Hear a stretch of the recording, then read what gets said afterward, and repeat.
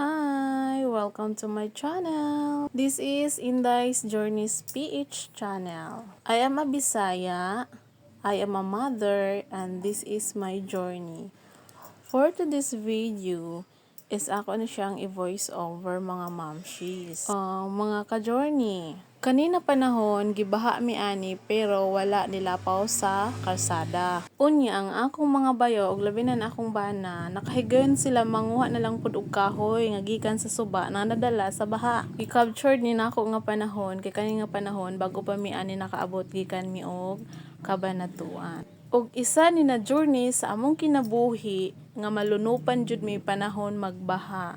Kay sa una nga wala pa ni nahimuan diri og kuryente diri sa among area, walay nang gipalit og cellphone. Kung naamang galing, dili pud kay tanto maka-captured kay nganuman lubat ang cellphone kay wala pa man mi permanent diri ang kuryente.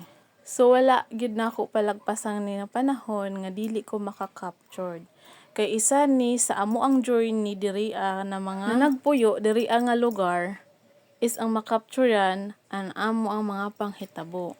Maong wala na nako ni palagpasa. So for this video is akong ipakita sa inyo ha kung sa sitwasyon namo panahon nga bahaon mi. Basta kusog na gani ang ulan ug sagunsong na gani na mag-ulan, amo na jud ang lauman nga mobaha na gid ug modako ang amo ang Tago River. Kanang makita ninyo dinha sa video nga lapaw-lapaw na gid ni siya susudako na gid na kay siya na baha.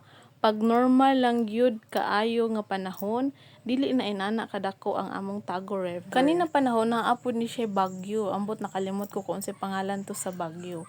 Mao nang ako siyang gi-capture, gipakita nako sa inyo kung sa sitwasyon panahon bahaon mi diri. So grateful mi ani nga panahon kay wala siya nilapaw sa kalsada, diha lang gid siya gamay sa daplin sa suba. Pero kanina panahon ang mga tao nag-andam na gid kung in case mo taas pa gid ang tubig, so manlalin mi didto sa pinakataas nga lugar. So gikuhaan na nako tanan og video before and after. So diri pong dapita ako ni gikuhaan og video kay nilapaw na pud sa ilaha ang tubig. Pero wala pa kay nakaabot sa ilahang nataran diha mismo sa ilang balay. Sa luyo lang to sa ilang balay. Mao pa ni ang sitwasyon ato na panahon nga gibaha mi pero wala mi lunoping gyud as in na sa among tugkaran ni sulod na sa among balay wala pa siya. Mao tong amo na lang pud ning gipaabot nga mohubas na lang ang tubig tungod kay niundang na pud ang ulan unya wala na pud kay tantong hangin-hangin ani na panahon. Unya ang mga tawo ani alerto na lang pud sila kay basin kung naapay mga anod nga kahoy ila pong matabangan. Kung mangutana mo kung asa nilang lugar, diri ani sa Caromata, San Miguel, Surigao del Sur na panghitabo sa Purok 9. I-captured din ako nga panahon kay for about sa amo ang journey nga inani jud ang sitwasyon sa amo nga pagmabahaan. Although dili lang pud kaming ani na lugar ani na panahon gibahaan, ang ubang pong lugar ani gipangbahaan pod ang uban gani na landslidean. So kami ani na panahon amo na lang gi-monitor ang weather ani.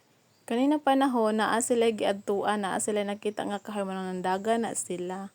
Kana na pud natabangan nga kahoy nga kanang himuonon siya og lungog or kanang sugnudon kung sa Bisaya pa nga pulong. So diri napita na ay motabok kay kani siya nadala na sa padulong pa man ni siya og ilaya. So naay ilahang gakit na gihimo. Sa pila ka bubong ani nga sityo daghan gid mi maapektahan panahon bahaon mi. Mao nang todo alert na gid mi panahon nga naanay moabot sa amoa nga mga baha.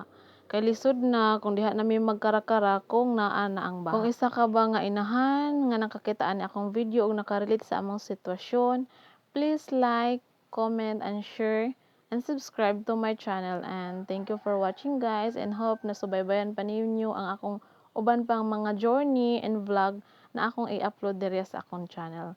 Thank you for watching. Bye!